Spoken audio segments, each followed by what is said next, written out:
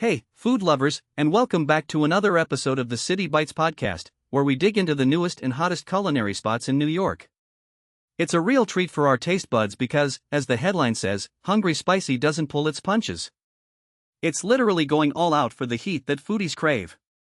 Let me walk you through what's popping off in the city right now. First up, the new hit is Hungry Spicy's Manhattan location. The Brooklyn-born spicy joint gets a second spot on 114 8th Avenue in Chelsea. Owner Angie Ruangfeng, who helped launch the original Brooklyn venue, says the drive for daring heat and the convenience of a Manhattan address sparked this move. The menu is engineered to heat thousands of Scoville units, from 5,000 to a staggering 100,000. Think burning hot spare ribs, stinky beans, and a super spicy crab curry tossed with betel leaves. If you're a spice aficionado, this is your playground. The second wave of new openings comes from a longtime staple, the Williamsburg Chinese restaurant. After a decade at 356 3rd Street in Williamsburg, they're expanding into Park Slope.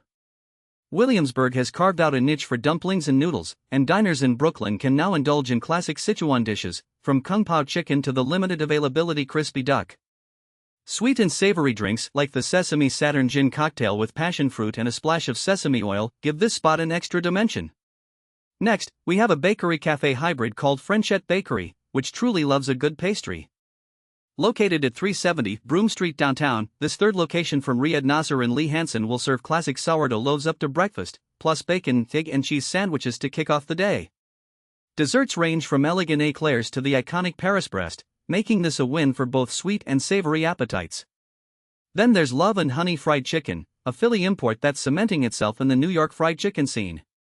On 229 Flatbush Avenue, their menu features classic southern staples, buttermilk tenders, Nashville-style hot oil wings, and chewy drumsticks.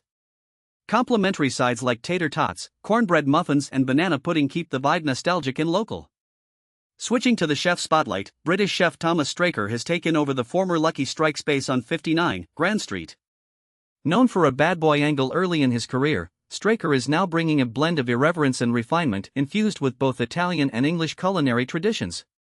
He's slated to open in September, so keep an eye on that calendar.